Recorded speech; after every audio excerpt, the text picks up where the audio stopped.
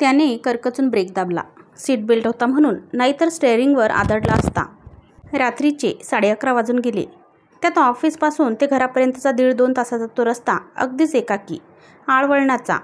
दिवसा तुरळक रहदारी आणि रात्री तर अगदीच सामसूम. गर्द हिरव्या झाडांच्या दाटीने सजलेला तिन्ही त्रिकाळ शीतल रस्ता होता तो. कितीही प्रखर ऊन असलं तरी या रस्त्यावर मात्र सतत सावली. आज तर अमावस्या. एकीकडे काळाकुट्ट अंधार. एरवी फांद्या आडून चांदणं तरी डोकावत असे.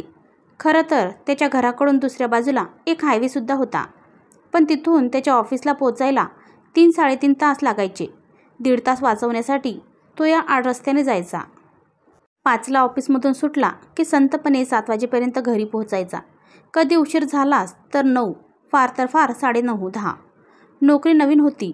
8-9 महिनेच झाले होते त्याला जॉईन होऊन. इतक्या महिन्यात त्याने पहिल्यांदाच सुट्टी टाकली होती. 2 दिवस म्हणून त्या 2 दिवसाचं काम उरकताना त्याला वेळ लागला. तसा त्याला रस्ता सवयीचा होता, पण आज घाईघाईत जास्तच उशीर झालेला म्हणून त्याने घरी कळवलेलं, म्हणजे सगळे निवांत झोपले असते. तसंही त्याच्याजवळ घराच्या डुप्लिकेट चाव्या होत्याच. अजिंक्य पाठक, वय वर्ष 28, उंचपुरा, गवाळ वर्णाचा, स्वभावाने लागवी होता. त्याचं राहतं घर पुण्यापासून काही अंतरावर होतं.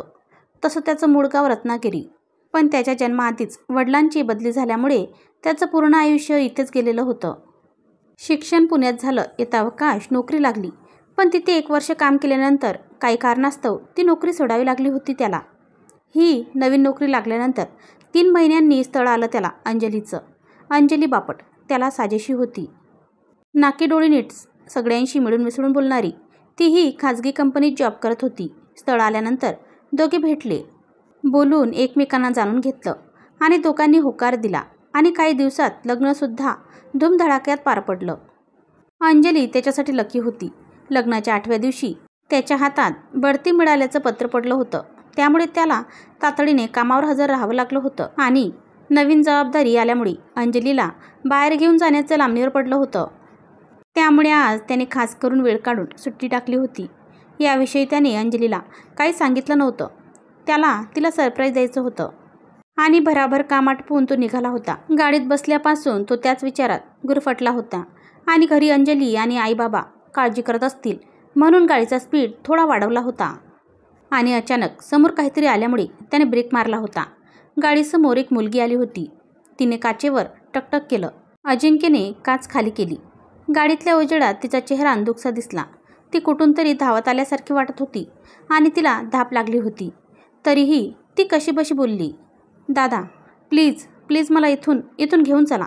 ते मला सोडणार नाहीत प्लीज. अजिंक्यने बाहेर नजर फिरवली, पण तिथे कोणीच नव्हतं.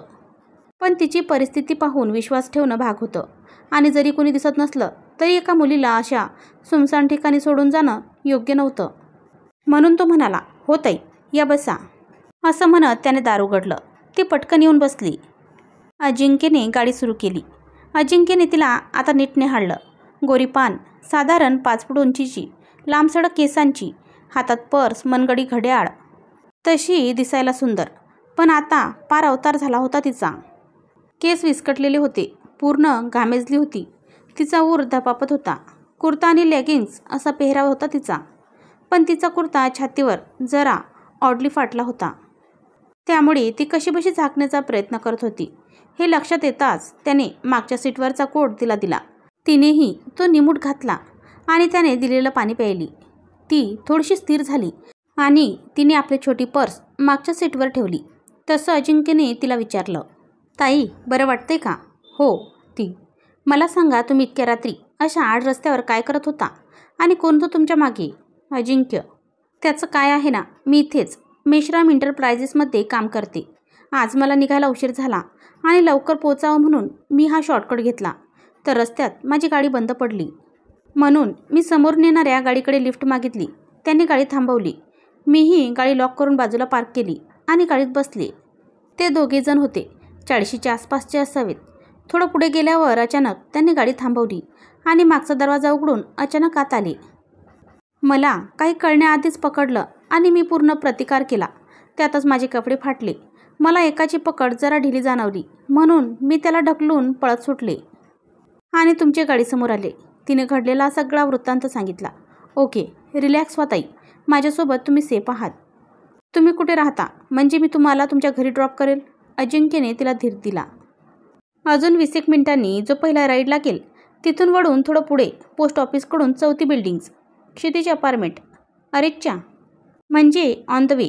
तुमच्या घरापासून पुढे अर्ध्या तासात माझं घर, सुपरमार्केटच्या समोरची बिल्डिंग, मैत्र अपार्टमेंट्स. कधी तिकडे चक्कर असली तर या घरी चहाला. या वाक्यावर दोघे हसले. ती खूप वेळानं हसत होती. आता ती बरीचशी सावरली होती. पुढे इकडच्या तिकडच्या गप्पा झाल्या. तिचं नाव कस्तुरी कामत होतं.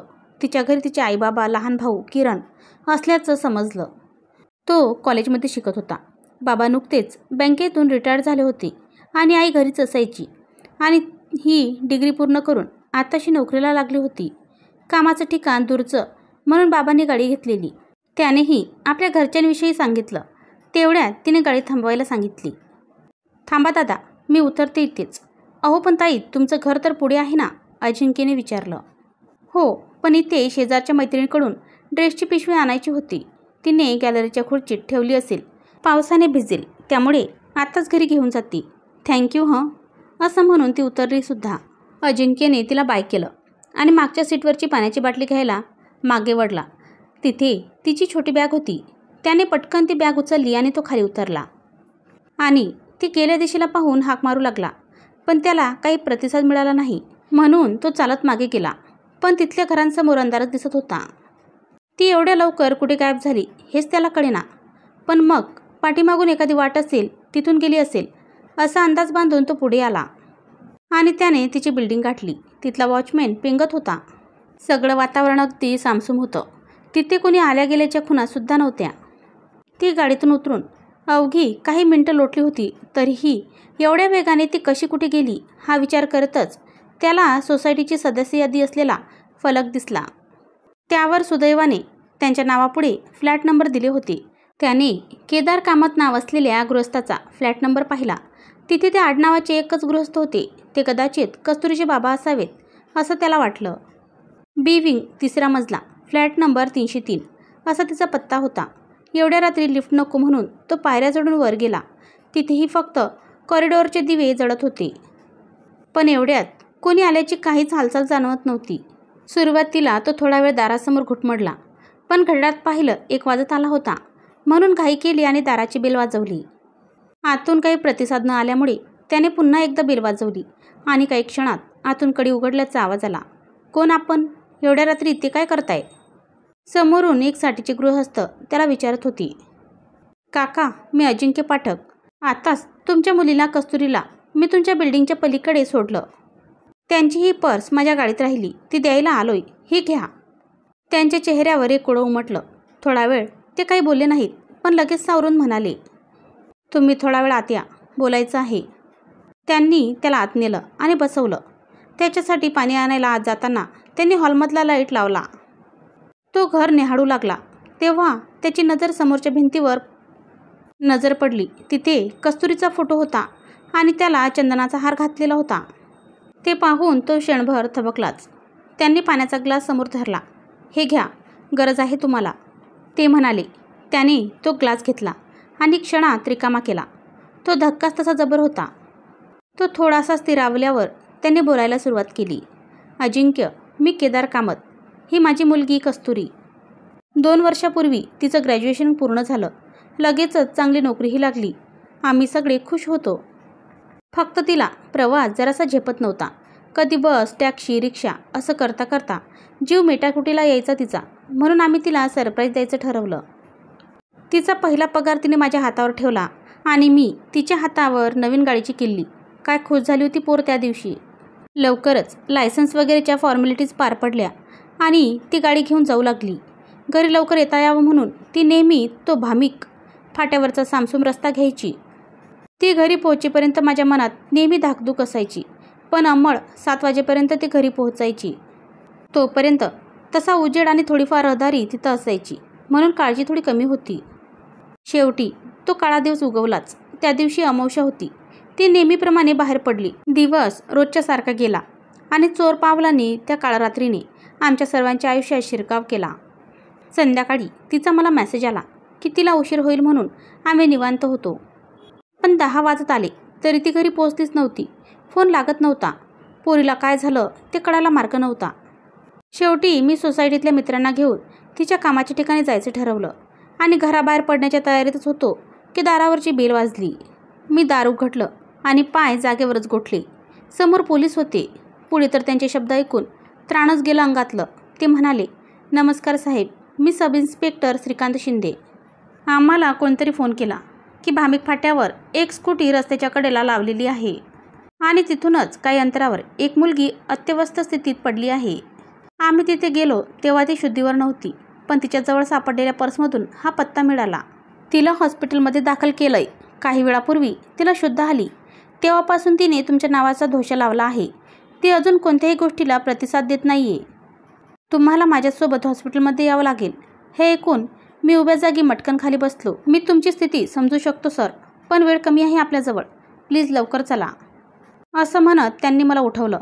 मी ग्लासभर पाणी प्यायलो आणि त्यांच्यासोबत हॉस्पिटलमध्ये गेलो. त्या तिथे ICUमध्ये माझ्या काळजाचा तुकडा, माझी कस्तुरी नळ्या सुयांमध्ये गुरफटून जीवनमरणाशी झुंजत होती. मी डॉक्टरांच्या परवानगीने आत गेलो. मी तिच्या डोक्यावर हात ठेवला. तिने मोठ्या कष्टाने डोळे उघडले. त्या डोळ्यांमध्ये करुणा ओसंडून वाहत होती. बाबा, माझं काय चुकलं होतं हो? त्या नराधमांनी मला फाळून खाल्लं. तिच्या या प्रश्नावर मी निरुत्तर होतो. बाळा, तू आता काही विचार करू नकोस बरं. शांत पडून राहा. तुला लवकर बरं व्हायचंय. मी तिला समजावण्याचा केविलवाना प्रयत्न करत होतो. नाही बाबा, माझ्याकडे वेळ खूप कमी आहे, पण मी त्यांना आणि त्यांच्यासारख्या सैतानांना सोडणार नाही. मी बदला जरूर घेईन. येते बाबा, म्हणत तिने माझ्या कुशीत प्राण सोडला आणि मी काहीही करू शकलो नाही. ते नराधम पुराव्याअभावी मुकाट सुटले होते, पण मला राहून राहून तिचे ते शब्द आठवत होते. मी बदला घेईन. मी त्यांना आणि त्यांच्यासारख्या सैतानांना सोडणार नाही. एवढं बोलून ते उसासा घेत थोडा वेळ थांबले आणि पुढे सांगू लागले. तिच्या मृत्यूनंतर आमच्या घरावर जणू अवकळा पसरली होती, पण तिच्या क्रियाकर्मावेळी दिवस कार्य करताना तिच्या पिंडाला कावळा शिवला नव्हता. खूप विनवण्या केल्या, शपथा घातल्या, तरी शेवटपर्यंत ती आलीच नाही. तेव्हा गुरुजी सांगून गेले होते, महिन्याच्या दर अमावस्येला तिच्या नावाने जवळच्या पिंपळाच्या पारावर दिवा लावत जा. ती अकस्मात गेली आहे. तिच्या आत्म्याला मुक्तीचा मार्ग लवकरात लवकर मिळावा म्हणून ही तजवीज. तो ज्या दिवशी मिळेल तेव्हा तुम्हाला संकेत नक्की मिळेल आणि तेव्हा तुम्ही दिवा लावणं थांबवू शकता. त्यानंतर सुरू झाली मालिका बदल्याची. ती गेल्यानंतर पहिल्या अमावस्येला आम्ही दिवा लावला आणि मागे फिरलो. फाटकातून आत येताना सहज तिकडे नजर गेली तर दिवा विझला होता. वाटलं वाऱ्याने विझला असेल म्हणून पुन्हा लावून आलो, तर पुन्हा तेच. मग मात्र दुर्लक्ष करून आत आलो. पण का कोण जाणे, मनाला चुटपुट लागून राहिली होती आणि सकाळी उठलो तेव्हा वर्तमानपत्रात बातमी वाचली. भामिक फाट्यावर गाडीला भीषण अपघात, जागीच ठार. उगाच मला दिव्याची आठवण झाली. पण मग मी मनाला समजावलं की कदाचित योगायोग असावा. पण मग हे पुढे सुरूच राहिलं. दर अमावस्येला इथे दिवा विजायचा आणि तिथे कुणाचा तरी बळी ठरलेलाच असायचा. कालांतराने लोक तिथे भुताटकी असल्याचं बोलू लागले. पोलिसांनीही शोध घेण्याचा प्रयत्न केला, पण तिथे त्यांना संशयास्पद असे काही आढळले नाही. दरवेळी गाडीचा ब्रेक फेल असायचा, ड्रायव्हरचं गाडीवरचं नियंत्रण सुटलेलं असायचं, तर कोणी अचानक हार्ट अटॅकने गेलेला. म्हणजे सगळं नैसर्गिकच. अनैसर्गिक असं काही वाटतच नव्हतं तिथे. तरी लोक बोलायची, कोणी मुलगी मदतीसाठी गाडी थांबवते आणि जो गाडी थांबवतो तो संपतो. पण तिथे नेमकं काय घडायचं आजवर कुणालाच कळलं नाही. पण मग आजही अमावस्याच आणि तुमच्या म्हणण्यानुसार जर तुम्हाला कस्तुरी भेटली तर तुम्ही जिवंत कसे, असं म्हणत ते विचारात पडले. कदाचित त्याचं उत्तर या बॅगमध्ये असेल म्हणत अजिंक्यने ती बॅग उघडली. त्यात एक पत्र होतं. त्याने ते उघडलं आणि वाचायला सुरुवात केली. प्रिय अजिंक्य दादा, मी कस्तुरी. तुम्ही आता बाबांकडून जे ऐकलं ते खरं आहे. मी आज जिवंत नाही. आपण भेटलो आणि एक दुष्टचक्र संपलं. त्या दिवशी त्या नराधमांच्या तावडीत धडपडत असताना जीवाच्या आकांताने मदतीसाठी ओरडत होते, पण कोणीही आलं नाही, नव्हे थांबलं नाही. त्यावेळी जेव्हा माझा प्राण डोळ्यात उतरत होता, पण कोणीही साधी बघण्याचीही तसदी घेतली नाही. मला त्या नराधमांनी फाडली. माझी काहीही चूक नसताना माझी शुद्ध हरपली. जेव्हा मी डोळे उघडले तेव्हा समोर बाबा होते, पण माझ्याकडे वेळ कमी होता आणि माझ्या मनात सुळाची भावना निर्माण झाली होती. मी जीव सोडतेवेळी ती तशीच राहिली. त्यामुळे मी प्राण सोडल्यावरही मी भटकत राहिले. पण सुळाने तळपणारा माझा आत्मा दर अमावस्येला सूड उगवत राहिला. मी मदतीला म्हणून गाडी थांबवायची आणि हमखास माणसामधला सैतान जागा व्हायचा आणि मी त्याचा जीव घ्यायचे. मला एक नराधम संपवल्याचं समाधान मिळायचं. पण आज मात्र तुम्ही भेटलात. तुमच्या परोपकारी वृत्तीमुळे माझ्याकडून तुम्हाला काही इजा झाली नाही. तुम्ही खरोखर माझ्याकडे बहिणीच्या नजरेनं पाहिलंत. शक्य तितकी मदत केलीत. भांबावलेल्या जीवाला मायेचा आधार दिलात. माझा सूड संपला आणि मी त्या भटकंतीतून मुक्त झाले. मला मुक्ती मिळाली. गेली 2 वर्ष हा मृत्यूतांडव सुरू होता, जो आज तुमच्या सद्सद विवेक बुद्धीमुळे संपुष्टात आला. माझ्या नव्या प्रवासाला तुमच्या चांगल्या वृत्तीमुळे सुरुवात झाली. त्याबद्दल मनापासून तुमचे आभार. बाबा, मला न्याय मिळाला. या जन्मात मुलगी म्हणून तुमचे ऋण फेडू शकले नाही, पण पुढच्या जन्मी ते फेडण्यासाठी नक्की परत तुमच्या पोटी जन्म घेईन. तोवर काळजी घ्या स्वतःची, आईची आणि किरणची. येते मी, तुमचीच कस्तुरी.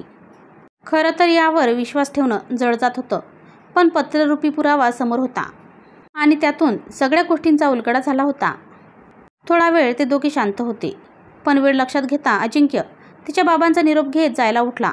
तेही त्याला सोडायला खाली फाटकापर्यंत आले. अजिंक्य निघाला तसे ते जायला वळले तेव्हा त्यांना पारावरचा दिवा तेवताना दिसला. त्याला पाहून त्यांनी त्याला मनोभावे हात जोडले. त्यांच्या निरागस मुलीचा चेहरा एक क्षण त्यांच्या डोळ्यासमोर तरळला आणि ते घरात आले तेव्हा त्यांनी कस्तुरीच्या फोटोकडे पाहिलं.